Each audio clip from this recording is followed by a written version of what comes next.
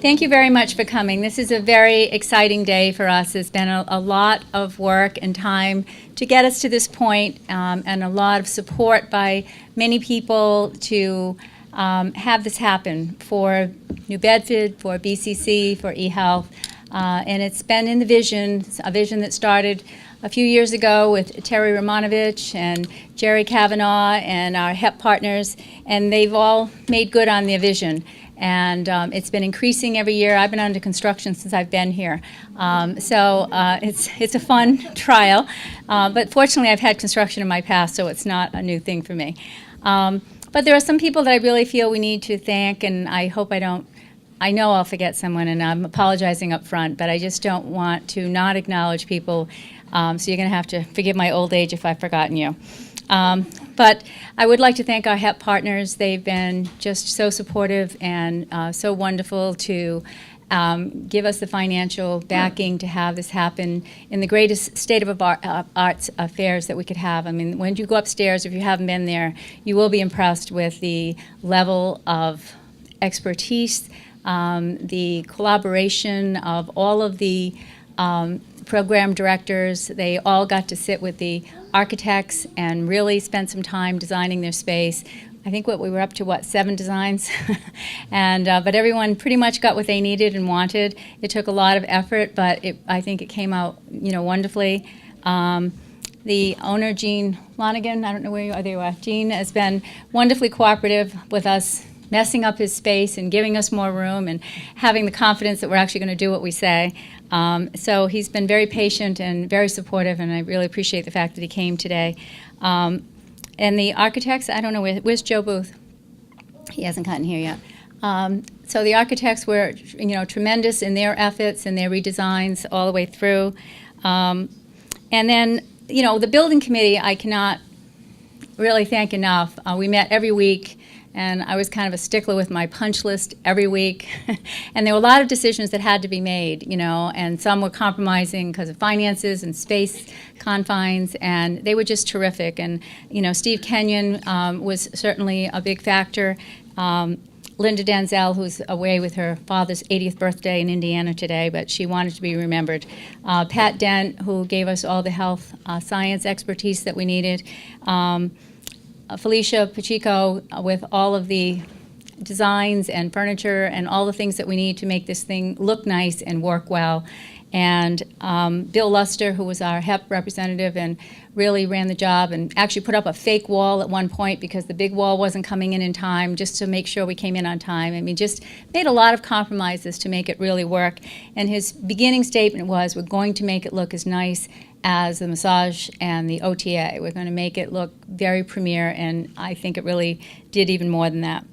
Paul Jefferson and his staff, Jim, really just makes all the electronics, all the things that I don't know what's happening. There are elves in the walls that make things happen, and they all work, and it's just amazing. And the doors are just amazing, as anybody knows who can't get in them.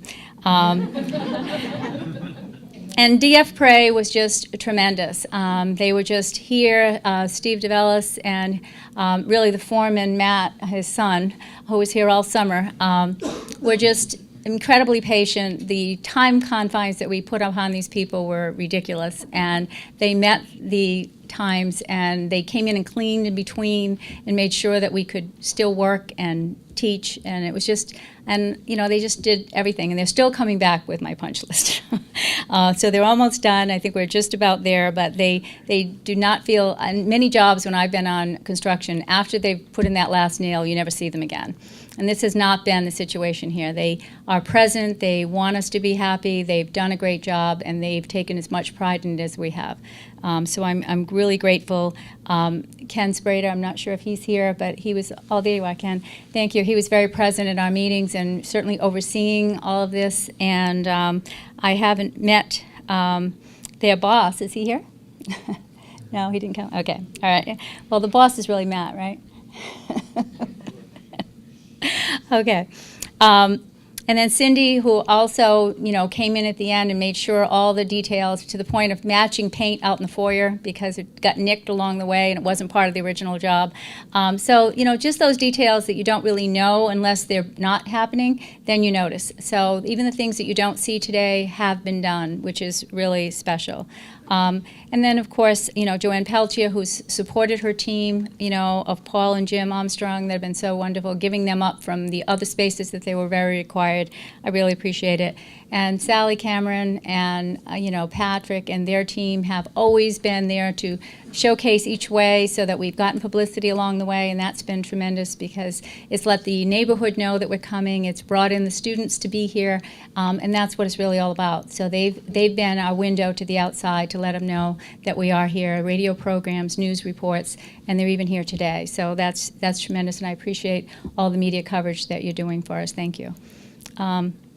And then finally, my staff. Melissa is the quiet presence that really runs my office. She's running around constantly. She keeps changing sizes since she got this job because she's working so hard running between the floors. And she makes sure that all of the needs are met very quietly and very efficiently. And she's just been really tremendous. And, the IT designers that have been Tahis and Kate that have been really making these courses online the way we need them to be. So there's just, and I don't want to go through all the staff because I know I'll forget all of the wonderful teachers and the program directors, but they have been really great to make it the space that they want to be. So thank you all. And I'm sorry to take up so much time, but I don't feel like anyone should be overlooked in this tremendous effort that we've all put together here. I'd like the President to speak right now. President Sprague, thank you so much for your support, and thank you for coming. Well, thank you, Karen, and what a wonderful day. We waited a long time for this day. E-health has attracted a good deal of attention around the country, and certainly in our Commonwealth. You might know that someone is writing a dissertation on the private-public partnership that we created here in New Bedford, not from this area. So it has attracted quite a bit of attention, and we owe it all to Jerry Kavanaugh and his foresighted way that he saw the need in the community and moved on. Is all about workforce development, and from our point of view at BCC, it's about providing access and opportunity. That's what we're all about, and it explains a lot of the decisions that are made, whether to expand into Attleboro or expand here in New Bedford or maybe even Taunton, to go into downtown Fall River.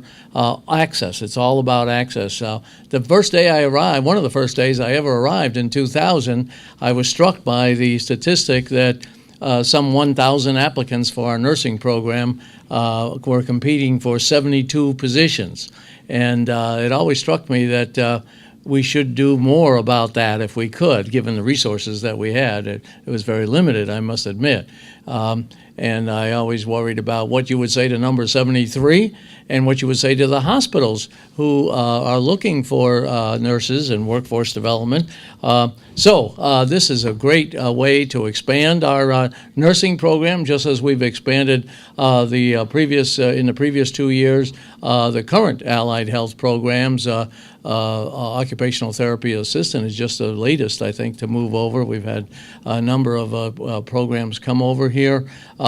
We have, and they moved entirely to New Bedford. Once they saw this great facility, it really made a difference compared to the facility that we had been using for years in Fall River.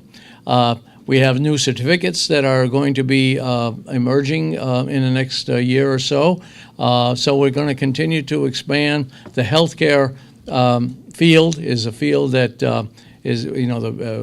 there is a bad need, a terrible need for workers in that field, terrible need for the services throughout the community. There are plenty of consumers that need those services. And so we're doing all we can under the limited resources that we have at BCC to expand those opportunities. And again, to bring in our partner, HEP, Higher Education Partners, it just couldn't happen without that private partnership that we have. Certainly the state is doing all it can for us, but we're woefully short of where we need to be. And it took the emergence of the private sector to come in and to help us out and help not just for BCC, but the community. So it's been a long time since we first had the meeting with some faculty, key faculty, and Jerry came to meet with us. I think Marie Marshall was there, and Sharon Parrow, and Pat Dent, and a number of other people, Sharon Tilton. And if they had said no, that would have been the end of it. We can't do anything without the support of the faculty. But the faculty stepped up, saw the potential, saw the way that we could grow opportunity for the people of not just New Bedford, but for the region. And look what we have. This is a state-of-the-art facility. People are always amazed when they come to visit for the first time what we have here and what's been made possible for these students. And, I'm just so excited about it. These new labs, I hope you'll take an opportunity to look at the labs upstairs. They will have really the best facility, state-of-the-art facilities for them. And it simply could not have happened without the higher education partnership. So I'm very grateful to Jerry Kavanaugh for your great help, and for all the people in the Gene in the building, and all of the people that you heard listed by Karen, that including Karen. She didn't give herself thanks, but for having this come forward and come together, and we're just so very proud of it. So I thank you all for coming, and I hope you'll take advantage of looking at the facility.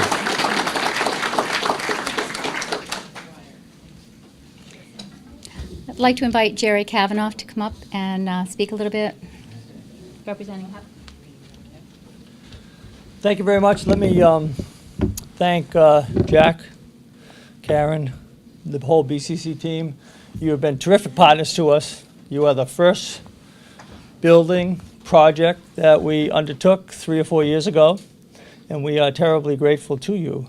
As a result of this project, we are in 3 different states now with a dozen or more institutions, not just community colleges, but liberal arts colleges, public universities, and community colleges, replicating what you have done here. And this is also a very important project for downtown New Bedford, and I'm sure the city is very grateful for the investment that we've all been able to make into this building, so that there's hundreds of people around here every single day using the downtown area. But let me tell you why I'm really excited about this project and other projects that we're doing. We have a terrible problem in this country with this jobs mismatch, right? Educational institutions go out and train and educate students, and businesses and other entities provide jobs for these students. And it's hard to get it right. And so what happens in that situation? There was a story in the Globe today that said that IT companies in Boston can't find workers because the Boston colleges aren't producing enough of those workers. It's hard to do, though, because industries go up and down, the economy goes up and down. Different workers are in demand at different times. So what happens when that dynamic takes place? One of 2 things happens. If you can take the facility or the institution or the factory or the plant and you move it to where the workers are trained. And that's been happening in this country for 20 years. The other thing you do is you take the workers from someplace else and you bring them in. And all across the country where we're doing projects, Pennsylvania, Ohio, Boston, and Massachusetts, there are workers coming in, foreign workers coming in to take jobs. And when Jack and I first sat down about the nursing program here, that was stuck in my mind. Like, what can we do to make sure that people in New Bedford and the region are trained for these jobs and actually get these jobs so that they can get a better wage, a better set of benefits, and probably a more stable family life. So Jack basically convinced me of 2 things. One is that for every slot in his nursing program, he had 50 applicants. So he couldn't, so there was enormous demand. People understood that there was demand for these positions. And secondly, that there were jobs. And if you look in the Commonwealth of Massachusetts workforce projections, what is the fastest growing profession in the state of Massachusetts? It's RNs. And there'll be ebbs and flows and ups and downs of that. Obviously, there'll be a big demand for RNs when all these baby boomers retire. So then there'll be another shortage of RNs, and we'll need to try to expand more. But that's what really excited us about this project, is that the idea that we could take people, and there are people here today who are students, one of whom I just spoke to, Ann, who came in 3 years ago and said, I'd like to be a nurse. And she came into e-health as a general studies student. Medical coding. Medical coding, and now she's in the RN program. And she and many others, as a result of this facility, are going to get a better job with better wages and better benefits. And that's what makes us really, really excited about this. So we look forward to doing more. We haven't stopped construction. And if there's any more space left in the building, we'll build more space. If there's not, we'll build it around the corner or someplace else. Thank you very much.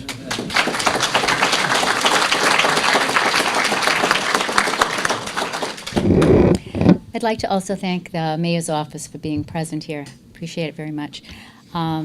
We do feel a great support. You know, I know when we had our building permits and all the things that need to happen, there was a lot of cooperation, and I've been in cities when that doesn't happen. So to have that cooperation in a building project that we're trying to speed up like we did was just incredibly helpful, and I know the Mayor's office was greatly responsible for a lot of that. So thank you. So next I'd like to have Pat Dent, our Dean of Health Sciences, come up and talk. She's been working very hard in many ways in helping these designs on the building committee, developing new programs like Central Sterile, working on some others that haven't come up yet, Farm Tech, and then there's always the deal of having to get the clinicals. And that's a hard part. You know, it's fine to get the classes here, but then we take it out on the road, as they say, and we have to get real field kind of experiences. And the one thing about Pat is she never gives up the integrity. She will not sacrifice what is important to have our students be well-trained in a well-developed area in a really good clinic. So sometimes I'm terribly pushy and I'm like, let's do it. And she's like, not yet. But I appreciate that because I need the pushback to make sure that when we do it, it's going to be done well. Come on up, Pat.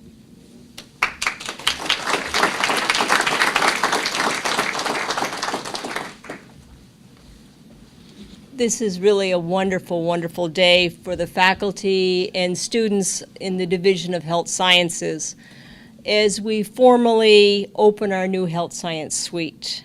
It has been a vision and a dream for several years that we would be able to offer students access to current and new health science programs here in New Bedford.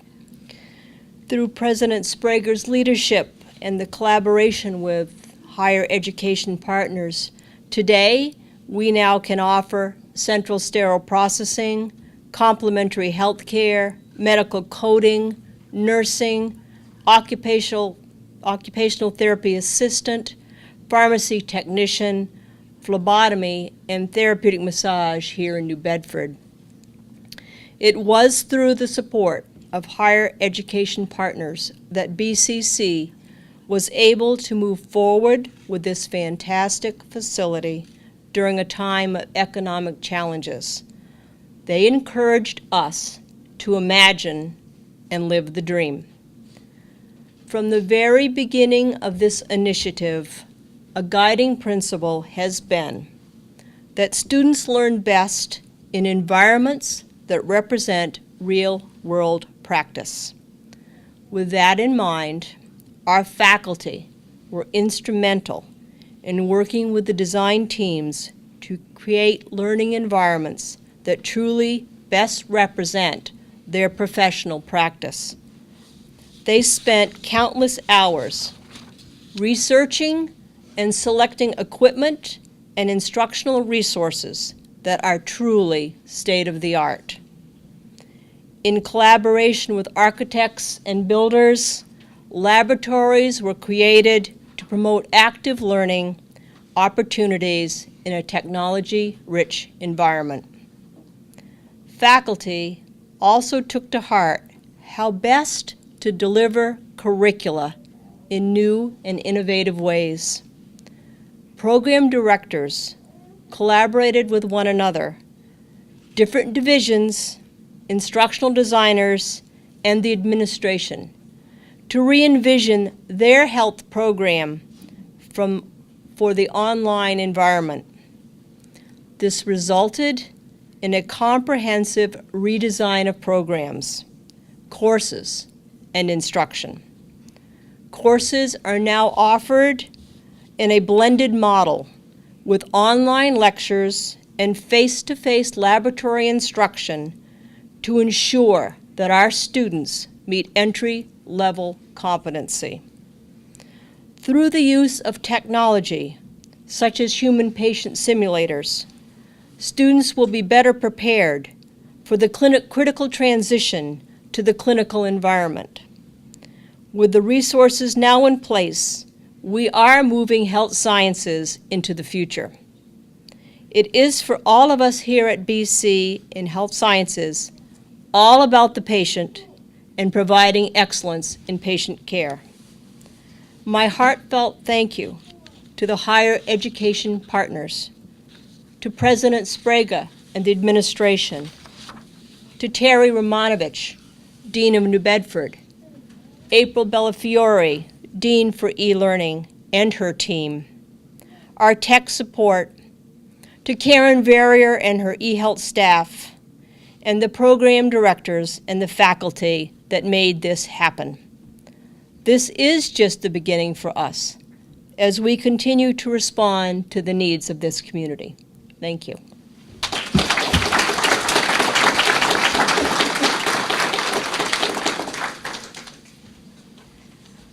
Well, we're going to retire to the second floor.